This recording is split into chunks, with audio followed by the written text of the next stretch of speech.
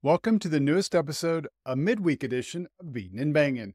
I'm your host, Kyle Dalton. This video, as you might expect, is devoted to the Richmond race and more specifically what happened on that final lap, and even more specifically, those final two corners. Since my Monday video, numerous voices have shared their thoughts on the situation, including Denny Hamlin, who made some interesting revelations, one of them not even related to the Dillon contact, but I still feel is definitely worth talking about. And both Kevin Harvick and Dale Jr. discussed the subject directly with the main player himself, Austin Dillon. However, before we get to those stories, I want to first tell you real quick about today's sponsor, Photos by Archive. I'm sure many of you guys are like me and have old family photos from when you were growing up and they've been sitting somewhere in boxes collecting dust for years. Before my mom passed away, we actually went through those boxes, dusted off the photos, and relived many of those great memories. But I'm so excited that I recently discovered Photos by Archive, and those photos aren't dusty anymore. That's because Photos by Archive takes those photos, digitizes them, and then transforms them into a book. Yeah, imagine all those photos you took at the racetrack with your family 20, 30, 40 years ago. You can now have all those memories in a book. And the process is so simple. You just gather up all of your photos, fit them into a sturdy box, which fits about 200 to 300 photos, and send them to Photos by Archive, and they will professionally digitize and edit them, lay them out in a book proof that you can edit and approve online, and then you receive the book and have all those memories in one place that you can share with your family and friends for decades to come. Today, I'm giving away one of those boxes, which is valued at $119, plus there's a great discount of $20 off for everyone who wants to order their own box and preserve those precious memories from the past. Check out the description for the link, and it includes the discount. Again, thanks to Photos by Archive for sponsoring this video. Now, the first thing I want to talk about in today's episode is Denny Hamlin's Actions Detrimental podcast on Monday, where he talked about a variety of topics, but a few of them in particular caught my attention. The first is what he had to say about spotters after he learned what Austin Dillon spotter Brandon Benesh instructed the number 3 driver to do as he tried to make the pass for the win at Richmond. I'm starting to be more and more of the boat of get rid of these stupid spotters, man. DBC might not like it, and I know it'll never happen and you can't because we have super speedways and it's a safety thing, but they've got to shut the up, man. They do. They're not driving the car. Like, it's just, it's interesting that they believe that that's like a legitimate way to win.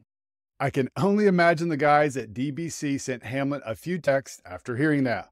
But that's not all he had to say that I thought was interesting. Joey Logano, he called me when I was on the plane, and nice of Joey. He was like, how's your shoulder? You all right? I'm like, yeah, it sucked. You obviously got the worst end of it. At least was able to finish. You got second. Yeah. But he's like, what did NASCAR say? I went to the hauler. Nobody was there. We just had those conversations. Who had Logano and Hamlin caring about each other on their bingo card? And finally, later in the podcast, Hamlin talked about the option and prime tires and made a really interesting remark about what Goodyear has done with the tires in the past and how it might provide one team an advantage over another.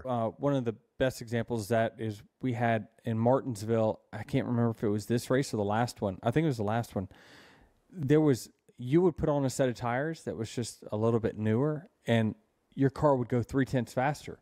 Changed nothing. All you did was put on a newer tire and it would go faster. So I definitely think that we got to be careful with our quality control of the tires that we do bring to the track to make sure everyone has an equal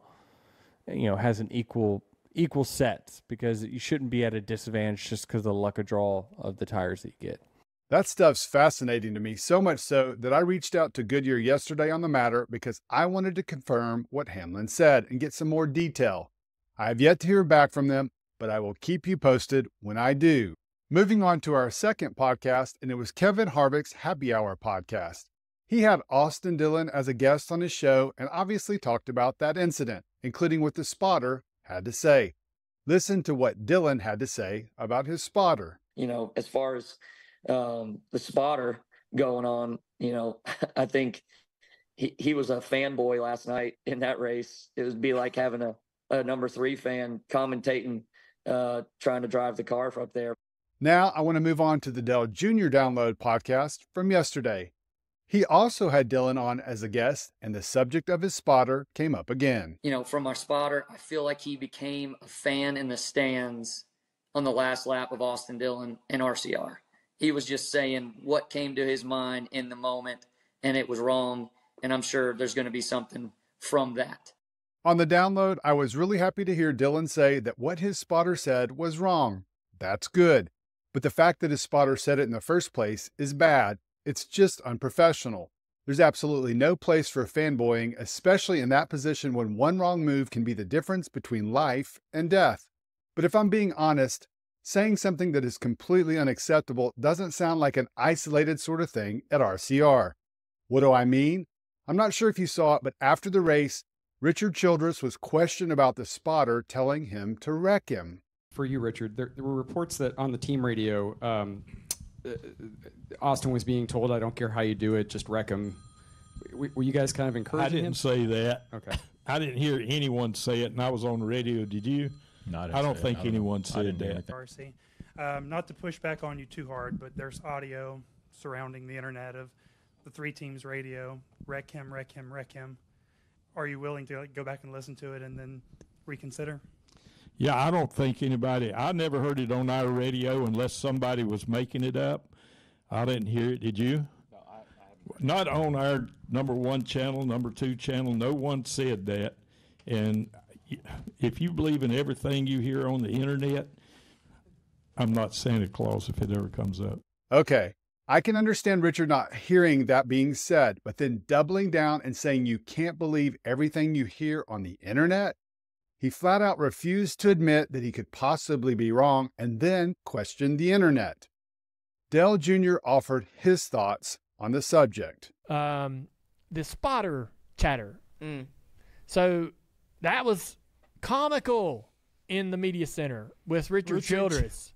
Like, doing everything he could. That's not what he said. No, this didn't happen. No, someone was on the radio. Somebody else said that. Not on our radio. Can't believe it's here on the internet.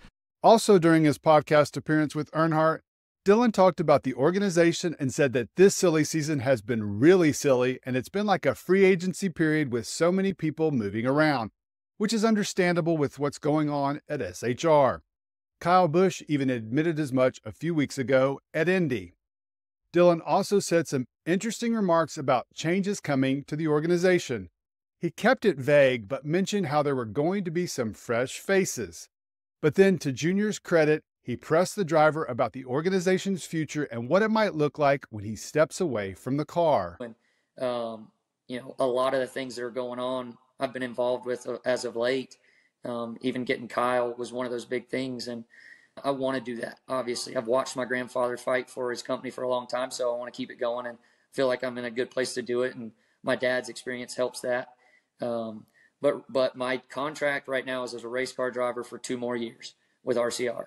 And so 5-year plan, we see what's going on in year 2 of my contract. And if I'm best suited as getting out of the car and putting somebody else in it, I definitely would love to be a part of that conversation.